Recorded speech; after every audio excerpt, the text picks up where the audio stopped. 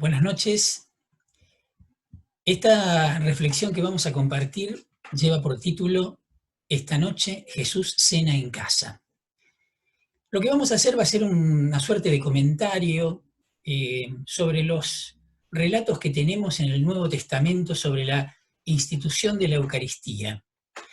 En realidad tenemos 4 relatos de la institución de la Eucaristía, 3 de los cuales los encontramos en el marco narrativo de la última cena de Jesús con sus discípulos, en los 3 evangelios llamados sinópticos, el de Mateo, el de Marcos y el de Lucas. Uno estaría tentado a pensar que obviamente el cuarto relato lo vamos a encontrar en el Evangelio de Juan. Sin embargo, no es así.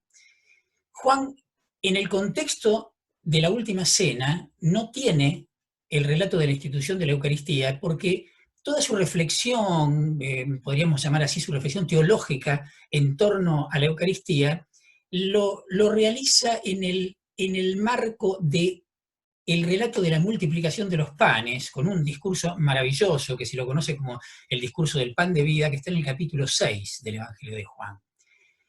El cuarto relato no pertenece a los evangelios, lo encontramos en la primera carta de Pablo a los Corintios, y que además tiene una particularidad, este relato de la carta a los Corintios. Es el testimonio más antiguo que tenemos de la institución de la Eucaristía. Piensen ustedes que la carta a los Corintios la tenemos que ubicar alrededor del año 55, y cualquiera de los evangelios, el que se considera el más antiguo de todos, el Evangelio de Marcos, la mayoría lo ubica, podríamos decir así, en grande, en la década del 70. Con lo cual, la carta a los Corintios representa un testimonio bien temprano, unos 25 años apenas después de los acontecimientos. En esa circunstancia, Pablo dice así, vamos a leer el texto. Está en la primera carta a los Corintios, capítulo 11, versículos 23 al 26. Eso es lo que vamos a leer. Dice, lo que yo recibí del Señor y a mi vez les he transmitido es lo siguiente. El Señor Jesús, la noche en que fue entregado, tomó el pan, dio gracias, lo partió y dijo, esto es mi cuerpo que se entrega por ustedes. Hagan esto en memoria mía. De la misma manera, después de cenar, tomó la copa diciendo, esta copa es la nueva alianza que se sella con mi sangre. Siempre que la beban, háganlo en memoria mía. Y así, siempre que coman este pan y beban esta copa, proclamarán la muerte del Señor hasta que Él vuelva. Muy bien, texto absolutamente conocido, porque es el texto que escuchamos en la consagración de la misa frecuentemente. Quiero empezar refiriéndome a un detalle, lo reconozco, es un detalle. A ver, estos 4 textos que les hablaba recién, en realidad provienen como de 2 tradiciones. Hay una tradición más bien culturalmente ligada más al judaísmo, una tradición más bien palestinense, ¿sí? Que es la que fue tomada por Marcos y por Mateo. Una de las características que tiene esta tradición es que cuando Jesús toma el pan, lo que hace con él es, dice el texto, lo bendijo o pronunció la bendición según las traducciones. El término griego que utiliza es eulogesen. Luego tenemos otra tradición, más bien, no tanto judía, sino más bien pagana, más de origen griego, ¿sí? Que cuando Jesús toma el pan, lo que dice el texto es que dio gracias. El término griego que aparece es eucaristesas.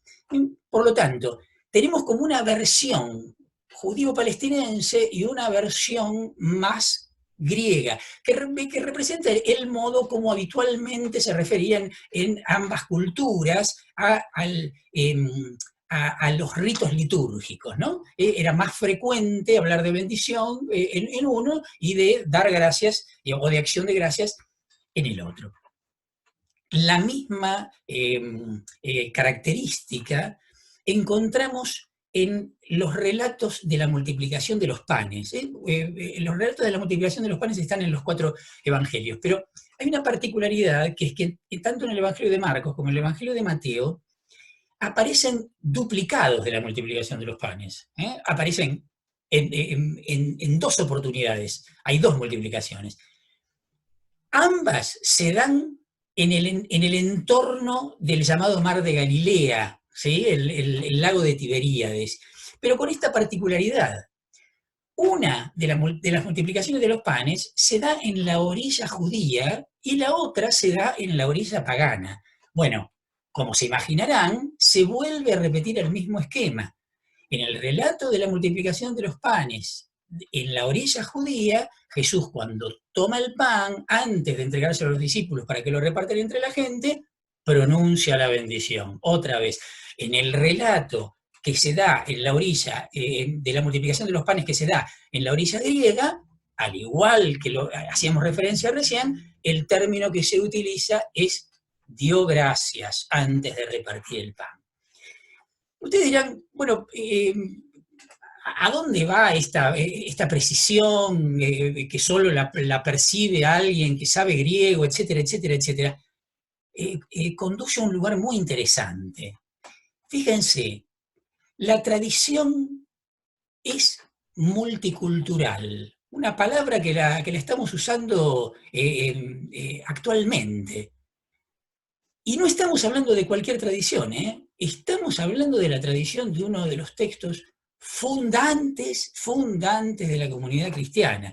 Ni más ni menos el texto bíblico donde se asienta el sacramento de la Eucaristía.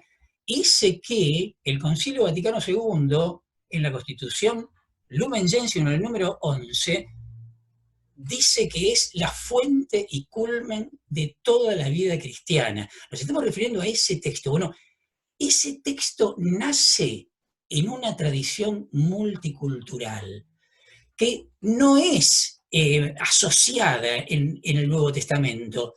Permanecen ambas tradiciones ahí presentes, como para dejar en claro la riqueza. ¿Qué quiero decir con esto? Miren qué lindo mensaje. La Iglesia nació diversa, nació multicultural. Luego ya sabemos lo que pasó. No vamos a hacer un desarrollo de historia de la Iglesia, acá no tenemos tiempo, ¿no? Pero pronto la Iglesia se identificó con el Imperio Romano y de a poco se fue identificando cada vez más con eso que hoy terminamos llamando la civilización o la cultura occidental y cristiana, que si uno la mira bien, antropológicamente hablando, socialmente hablando, políticamente hablando, económicamente hablando, de cristiana no tiene casi nada, ¿no? Los criterios, si se quiere, de base que imperan en la civilización occidental y cristiana, así como se llama, están la mayoría fuertemente reñidos con el Evangelio. No lo digo yo, lo dice el Papa Francisco clarísimamente en la Evangelii Gaudium. Poco a poco la Iglesia fue europeizándose, fue eurocéntrico, que esto no tiene nada de malo, digamos, ¿qué tiene de malo ser europeo? El tema que Europa no es el mundo, no representa el mundo. Fíjense lo que pasa luego, ¿no? Con lo que llamamos la colonización, lo que ocurrió, hablando así muy rápidamente y muy sintéticamente, fue una suerte de europeización del nuevo continente, ¿no? Con la cristianización correspondiente que vino detrás. Recién hace muy poco, hace medio siglo, 50, 60 años, en América Latina, que es lo que me interesa resaltar, empezó un intento, por supuesto que tuvo antecedentes, ¿no? Pero digo, un intento visible, palpable, de pensar y de hablar de Dios desde otra realidad, un hacer teología desde América Latina. Bueno, ni que hablar la sospecha eclesial que esto ocasionó, a tal punto que hoy después de un buen tiempo, donde la teología latinoamericana está ya consolidada, tiene carta de ciudadanía, aún hoy hay un montón de sectores de la iglesia que todavía miran con prejuicio y con sospecha todo lo que tiene que ver con la teología de la liberación y con el aporte de los teólogos latinoamericanos. Fíjense qué interesante, me interesa resaltarlo esto, ¿no? Cuando la iglesia hoy habla de multiculturalidad, de pluralismo religioso, de respeto por la diversidad, no está hablando de cosas raras, no está hablando de novedades, está en última instancia volviendo a ser ella misma, algo que a mi humilde opinión, ¿no? Nunca debería haber perdido como eje de referencia, ¿no? Su pluralidad, su diversidad, así como nació. Primer punto que me parece que es una joyita, por eso lo quise decir de entrada. Volvamos al texto. El contexto del relato de la institución de la Eucaristía en la primera carta a los Corintios es muy interesante. Pablo está trayendo esto porque en Corinto las cosas no estaban nada bien y medio como que no entendían nada. Miren los versículos que están inmediatamente antes del relato que leímos hace un ratito. Pablo les dice, ustedes cuando se reúnen, lo que menos hacen es comer la cena del Señor, porque apenas se sientan a la mesa, cada uno se apresura a comer su propia comida y mientras uno pasa hambre, el otro se pone ebrio. ¿Se dan cuenta? Cualquier cosa. Ahora, no me interesa detenerme en este momento, sería interesantísimo, pero no me interesa detenerme en el detalle anecdótico. Lo que me interesa es sacar una conclusión. La comunidad evoca y hace presente a Jesús en casa, no en el templo. Asocien esto que estamos diciendo con lo que nos está pasando en este momento. A ver, esto no es además un raye de Pablo. Lo mismo lo encontramos escrito por Lucas en el libro de los Hechos de los Apóstoles, en ese texto que todos conocen, del capítulo 2, versículo 42 al 47, luego del relato de la venida del Espíritu Santo. Dice, todos se reunían asiduamente para escuchar la enseñanza de los apóstoles y participar en la vida común, en la fracción del pan y en las oraciones. Todos los creyentes se mantenían unidos y ponían lo suyo en común, vendían sus propiedades y sus bienes y distribuían el dinero entre ellos según las necesidades de cada uno.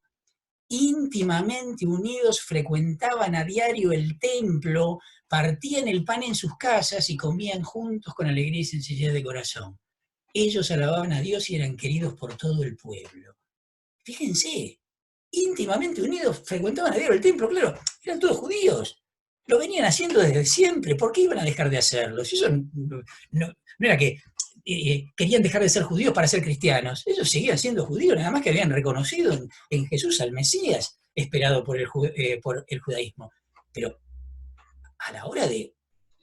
frecuentaban a diario el templo, pero el pan lo partían en las casas, donde comían juntos con alegría y sencillez de corazón.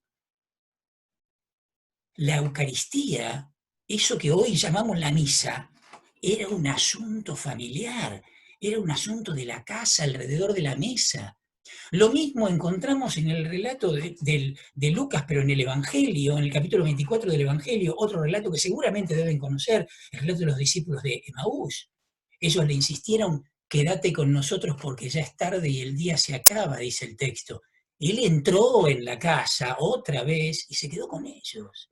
Y estando a la mesa, tomó el pan y pronunció la bendición, luego lo partió y se lo dio. Y entonces los ojos de los discípulos se abrieron y lo reconocieron. Pero él había desaparecido de su vista. Otra vez, el lugar del rito, por decirlo de alguna manera, del rito eucarístico, del sacramento, es otra vez la casa y más concretamente la mesa familiar. Es el lugar propio donde nació la presencia de Jesús en la comunidad cristiana. Ojo, esto no es una novedad. Este concepto ya venía del Antiguo Testamento. En el libro de Isaías el contexto es cuando vuelven del destierro, estaban viendo si reconstruían, como Babilonia había destruido el templo de Jerusalén, entonces estaba la discusión de si había que reconstruir o no reconstruir el templo, había distintas posturas. Isaías en el capítulo 66, versículo 1, dice, así dice el Señor, el cielo es mi trono y la tierra el estrado de mis pies. ¿Qué casa vas a edificarme? ¿Dónde estará el lugar de mi reposo? Si todo lo hizo mi mano. Como queriendo decir, estás loco, ustedes me van a encerrar en un templo. Ahí hay dos tendencias en lucha, ¿no? La más sacerdotal, que Dios es nuestro Dios, está con nosotros, los extranjeros son el enemigo, y está la visión profética de que Dios es el Dios de todos, por lo tanto no lo podemos tener encerrado para nosotros, porque Dios, la salvación de Dios es para todo el universo. Bueno, el Nuevo Testamento esto lo toma de lleno. Es lo mismo que aparece en el diálogo de Jesús con la samaritana, en el capítulo 4 del Evangelio de Juan, donde la samaritana le pregunta, che, a ver, ¿dónde está la posta? Porque para nosotros el lugar sagrado es el monte Garizim, para ustedes es el templo de Jerusalén. ¿Y qué le contesta Jesús? Como judío le contesta, no, querida, la posta es el templo de Jerusalén. No, le dice, Dios es espíritu, y los verdaderos adoradores adorarán en espíritu y en verdad, como queriendo decir, ni Jerusalén ni Garizim, o Jerusalén y Garizim, son mediaciones para el encuentro. Dios es Dios. A ver, ¿qué quiero decir? Dios está donde estás. A ver, que quede claro, no lo tenés que ir a buscar en ningún lado. No te lo tiene que traer nadie de ningún lado. Por favor, entiéndase bien lo que voy a decir, que no se malinterprete, pero no te lo tienen que mostrar en ninguna pantalla. Por más que vaya a estar bueno que compartamos las celebraciones y las adoraciones a Jesús sacramentado vía internet, pero no te lo tienen que mostrar en ninguna pantalla necesariamente, porque Dios está con vos. Es el mensaje principal de todo el Antiguo Testamento. No temas, Dios está contigo. Y que lo toma el Nuevo Testamento de manera definitiva. Jesús es el Emanuel, el Dios con nosotros.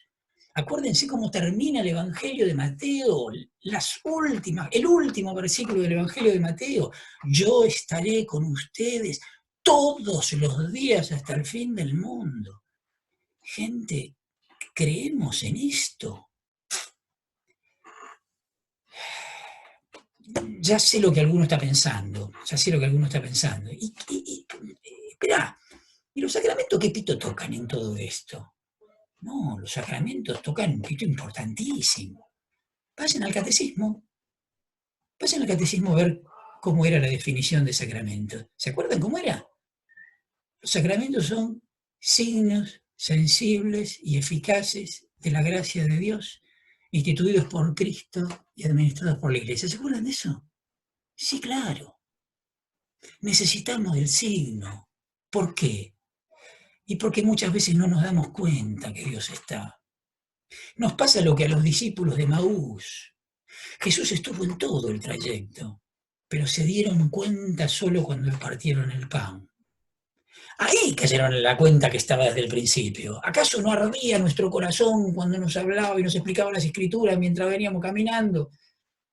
Más vale que lo reconocieron. Pero lo reconocieron en ese momento, el texto dice, lo reconocieron al partir el pan. Claro, sí. Somos así.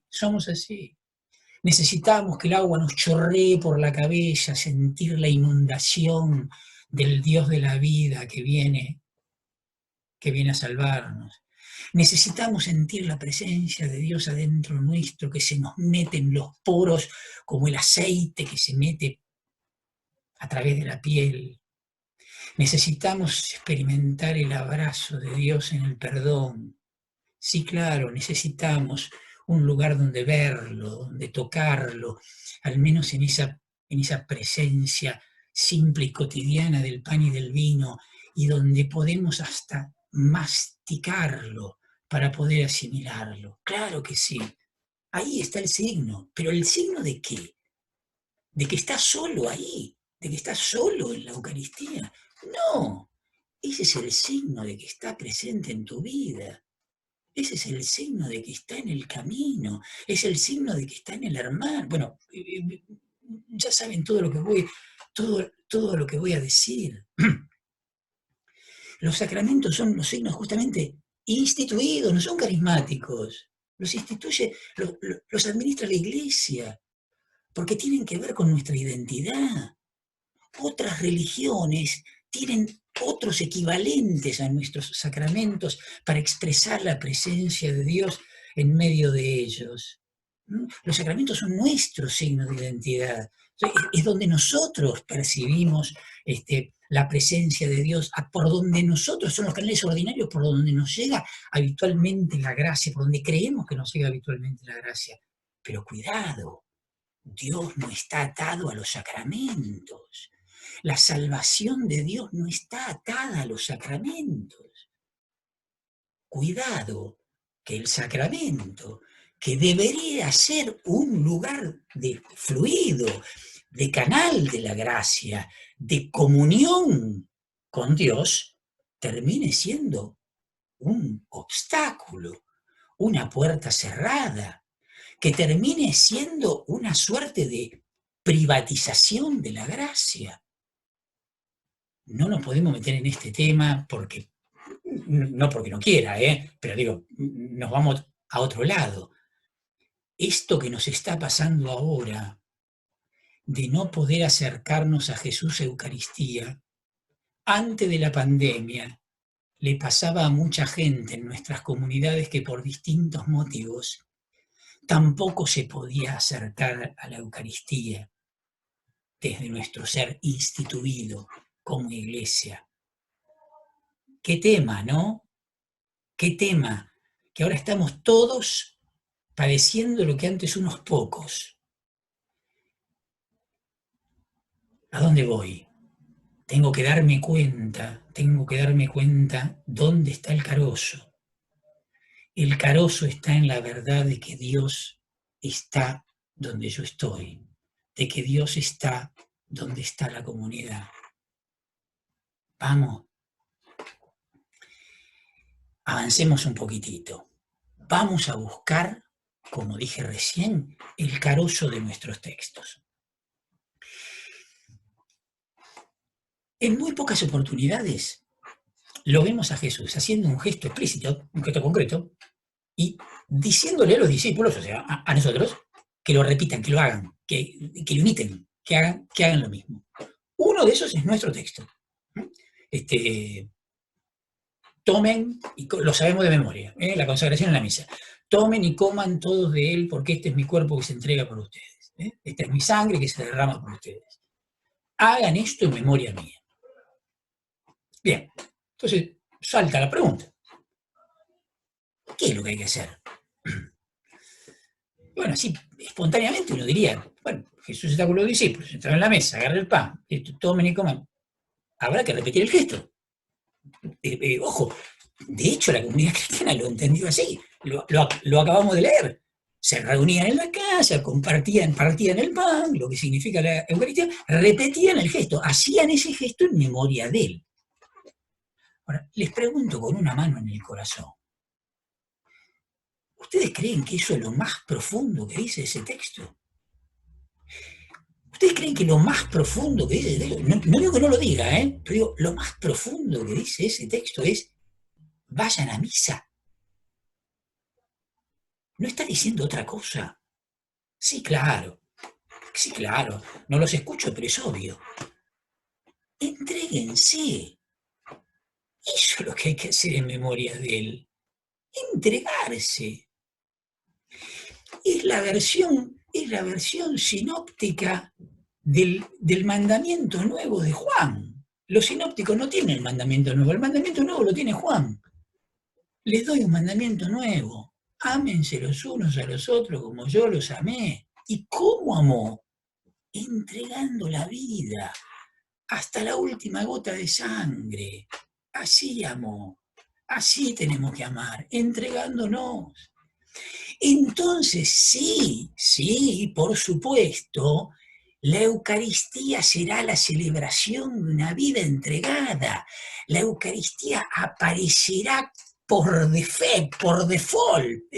Viene de por sí, viene sola, porque eso merece ser celebrado.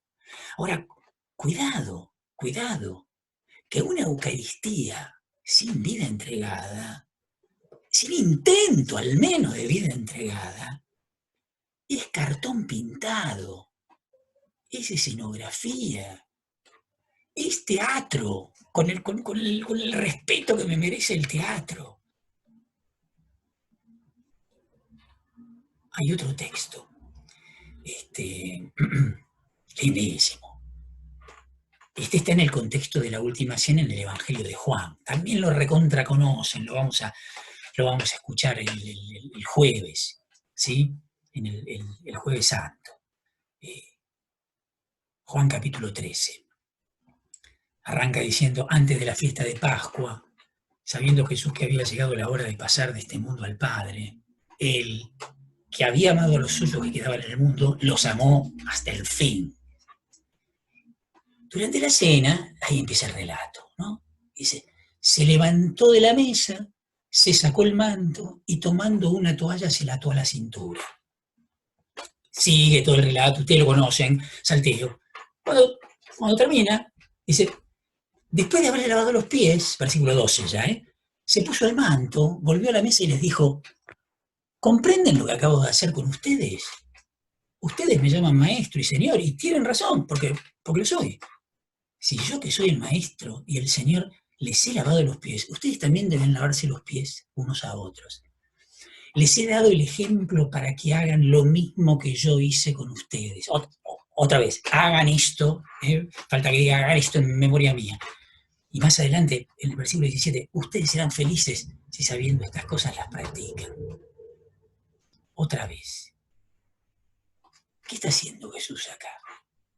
¿Qué está haciendo Jesús acá? Sí, hay que servir, hay que ayudar a los demás, hay que dar limosna, hay que... Para. Sí, sí, por supuesto, no me estoy burlando, por Dios, de esto, está todo bien esto. Pero otra vez, ¿hay algo más profundo acá? Sí que hay algo más profundo. Jesús está sentado en la mesa con el manto puesto. Se levanta de la mesa, se saca el manto, agarra una toalla y se pone a lavar los pies. ¿Qué quiero decir?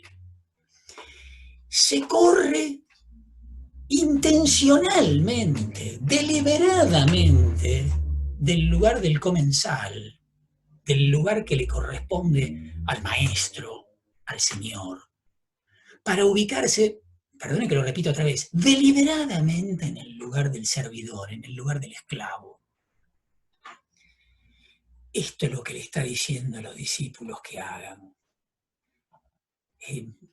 Lucas, en el contexto de la última cena, también trae un relato que termina diciendo exactamente lo mismo. En Lucas 22 dice, y surgió una discusión sobre quién debía ser considerado como el más grande. Jesús les dijo, los reyes de las naciones dominan sobre ellas y los que ejercen el poder sobre el pueblo se hacen llamar bienhechores. Pero entre ustedes no es así. Al contrario, el que es más grande que se comporte como el menor y el que gobierna como un servidor. Porque ¿quién es más grande? ¿El que está a la mesa o el que sirve? ¿No es acaso el que está a la mesa? Y sin embargo, yo estoy entre ustedes como el que sirve. Marcos va a decir, yo no vine a ser servido, sino a servir y a dar la vida por todos. Es la misma idea. Me encanta este texto, porque ni siquiera se escandaliza, no dice, qué desastre, los reyes, no. Es una obviedad. Los poderosos se manejan de esa manera. Bueno, gente, ustedes no. Ustedes no. Cambien el mundo. No sé si van a poder cambiar el corazón de los poderosos, porque no tienen gobierno sobre eso. Pero ustedes tienen gobierno sobre ustedes. Por lo tanto, entre ustedes no es así. Entre ustedes no es así. A ver, si querés ser discípulo de Jesús, tenés que estar del lado del servicio, no del lado del poder. Tenés que estar en el margen, en la periferia, como dice Francisco. Tenés que estar del lado de los pobres, tenés que estar del lado del que sufre. Tenés que estar ahí. ¿Qué quieren que le diga? No hay otro posicionamiento posible para el cristiano. No hay otro posicionamiento posible para la Iglesia de Jesús. No hay otro. No hay otro. ¿Para qué? Para de ese lado, desde el lado de los pobres, juzgar a los ricos, odiar a los poderosos. No, no, mírenlo Jesús. El tipo claramente posicionado en el margen. Pero de ninguna manera se confundió en lo más mínimo, ni con el poder político de su tiempo, ni con el poder económico de su tiempo, ni con el poder religioso de su tiempo, ni siquiera con el religioso. Aún así, desde su lugar marginal, desde el lado de los pobres y desde el lado de los que sufren, desde ahí amó a todos, entregó la vida por todos y salvó a todos. Ya sé lo que están pensando, o por lo menos creo saber lo que están pensando. Esto se dice fácil, pero ¿cómo se hace esto? No creo que se trate de que te vayas de tu casa, que me vaya de casa y que me vaya a vivir a la calle, abajo un puente, como de hecho no lo digo peyorativamente, como de hecho muchos pobres viven. No creo que pase por ahí.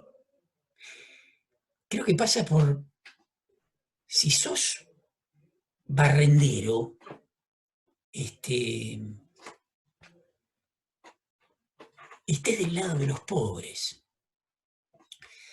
Y si sos empresario, o estudiante, o docente, estés del lado de los pobres. Seas partidario de ellos. Y si sos comerciante, o sos cura, o cartonero, o diputado, estés del lado de los pobres. O si sos monja, presidente de la nación, abogado, arquitecto o médico, estés del lado de los pobres. ¿Por qué? Y porque él se quiso identificar con ellos. Lo sabés de memoria el texto, Mateo 25, el final del discurso escatológico del Evangelio de Mateo. Tuve hambre, él se quiso identificar con los que tenían hambre y necesitaban algo para comer, con los que tenían sed y necesitaban algo para beber. Se quiso identificar con los inmigrantes que necesitaban que alguien lo aloje. Se quiso identificar con los presos, con los enfermos que necesitan que alguien los vaya a visitar. Y no solo eso, hay otro porqué, lo acabamos de leer. Al final del relato del lavatorio de los pies, en el versículo 17. Ustedes serán felices si sabiendo estas cosas las practican. Jesús no nos pide esto para arruinarnos la vida. Definitivamente no. Es el único camino para la felicidad.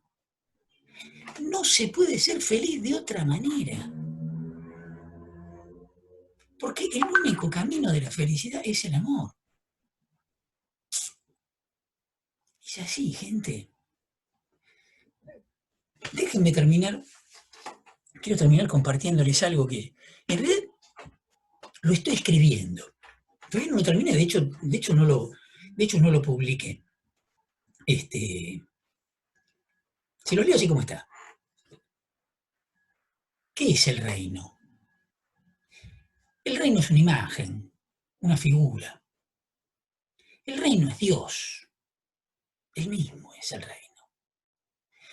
El reino es el otro, los otros, cercanos y encontrables, en ese mismo y único camino de la vida compartida, que multiplica las alegrías y divide los dolores, donde no hay sanadores por un lado y heridos por el otro, sino donde nos sanamos unos a otros las heridas, las de cada uno y las que nos vamos causando entre nosotros.